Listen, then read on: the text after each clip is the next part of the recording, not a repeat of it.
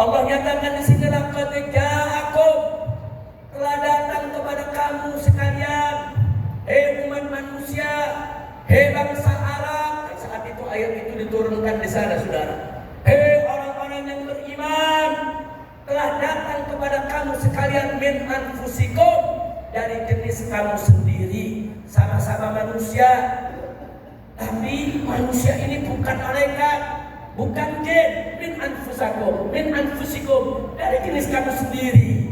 Bahkan ada satu riwayat qiraah yang lain menyebutkan min anfasikum. Min anfasikum artinya dari yang paling bagus di antara kamu, saudara. Cuman memang qiraah mutawatirahnya min anfusikum, saudara. Jadi Allah sudah kasih tahu telah datang kepada kamu sekalian rasulun, seorang rasul. Laqad ja'akum rasulun min anfusikum. Rasul yang bagaimana?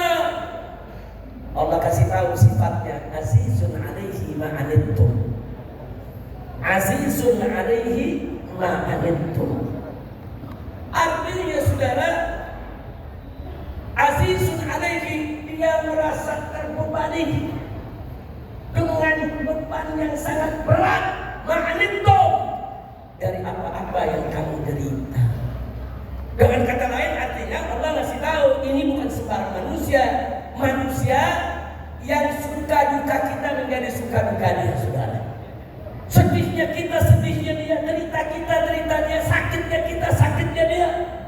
Allah yang kasih tahu ini manusia yang luar biasa, saudara. Azizun 'alaihi ma 'anittum, harisun 'alaikum, dan dia sangat peduli kepada kamu. Harisun 'alaikum, peduli kepada kamu.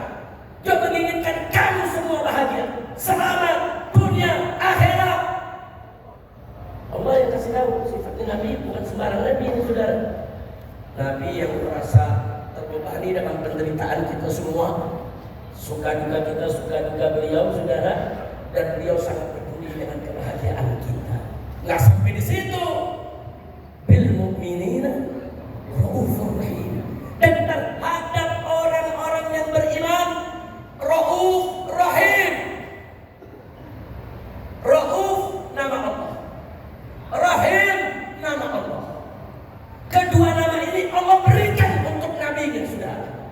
Jadi manusia yang satu ini, rasul yang aku utus, dalam ayat itu Allah menyatakan, saudara, ada seorang rasul yang punya sifat rauf dan rahim terhadap orang yang beriman. Rauf dari kata rafah, rahim dari kata rahmah. Apa sih bedanya? Kalau rahmah umum kita tahu cinta dan kasih sayang, saudara. Lalu apa pengertian daripada rafah? Rafah, orang yang kagak tegaan, saudara. Kalau dalam bahasa Indonesia disebut welas kasih, saudara. Kalau dalam bahasa umum disebut kagak tegaan. Tahu kagak tegaan kan ya? Tahu kagak tegaan, pokoknya melihat orang kesian aja. Pokoknya kalau melihat orang pengen ngebantu aja. Pokoknya kalau melihat orang tersentuh hatinya, itu kita punya hati, saudara. Nah, sekali lagi ayat ini juga menjadi dalil karena manusia ini tidak sempurna, saudara. Allah tidak kasih dua namanya buat beliau, saudara. Allah yang langsung menghadiahkan dua namanya. Bil mu'minin, dia rauf, dia rahim. Masya Allah. Kalau ini manusia nggak punya sifat yang sempurna, mustahil Allah puji sampai setinggi itu, saudara. Alhamdulillah. Jadi ini sekali lagi juga dalil kalau Nabi itu manusia yang sempurna. Di sini para kiai, para ustadz, para ustadzah, begitu juga para santri-santri yang mengaji, kalau ingin mendalami soal ini baca kitab Asy-Syifa bi Ta'rif Huquqil Mustafa karangan Al-Imam Al-Qadhi'iyah radhiyallahu taala anhu. Nah, di dalam kitab tersebut, saudara, beliau ringkikan satu persatu keutamaan Nabi yang menunjukkan kesempurnaannya, lengkap dengan dalil dari Al-Quran maupun As-Sunnah, saudara. Nah, ini perlu dibaca oleh umat Islam kalau ingin mengenal lebih jauh tentang Nabi-Nya.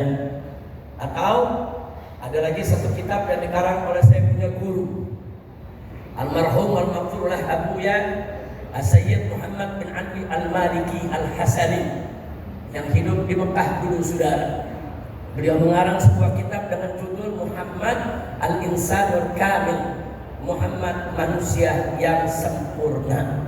Nah, beliau kutipkan dalil-dalil, saudara, dengan singkat, padat, ringkas, jelas, langsung menunjukkan, yaitu kepada maksud untuk mengenal lebih jauh siapa kita punya Nabi, sehingga kita tahu betapa sempurnanya Nabi kita Sayyiduna Muhammad sallallahu